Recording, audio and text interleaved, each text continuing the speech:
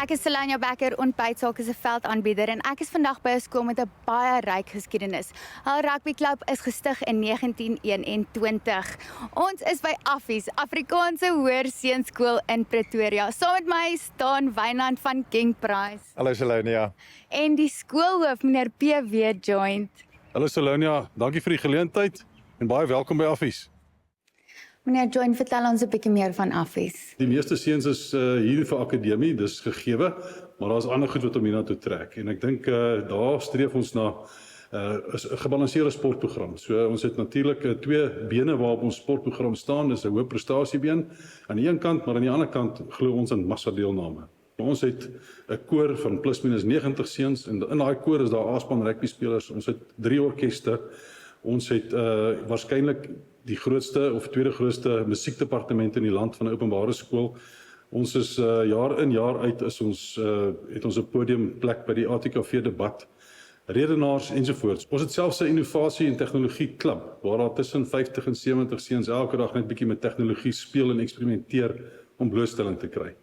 En natuurlik het ons 'n koshuis. Die koshuis bly die hart van die skool. Ons het so 350 seuns in die koshuis en dis die manne wat natuurlik die skool 24 ure 'n dag beleef. Dit gaan oor broederskap en ek dink dis die een ding wat ons vir seuns gee. As hy eendag wegstap, hy kom hier in as 'n jong seun en hy stap hier uit as 'n man met 'n klomp affiebroers wat lewenslange vriende geword het.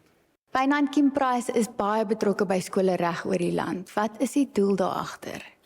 Wel ons sê ons altyd King Price doen nie net versekering nie. Ons is daarop uit om 'n verskil te maak in die gemeenskap daar buite. En ek meen wat 'n beter geleentheid as om die skole betrokke te wees. Hulle is die legendes van die toekoms, hulle is die volgende generasie. En dis hoekom dit ook so lekker is vir ons om die King Price Derby te kan moontlik maak vir hierdie manne. So dis nou die tweede jaar wat jy betrokke is by die reeks. Ja, dis die tweede jaar. Die topskole in die land speel daar in. Die kompetisie is baie groot. Die mense wat opdaag by die wedstryde is baie, die manne word op die TV uitgesaai. Dis vir hulle ook 'n groot eer. Dit is vir ons so lekker om dit vir die manne moontlik te maak en dit is regtig 'n baie groot sukses. Meneer Joint, wat sal jy sê is die impak wat die rugby derby het op Affies?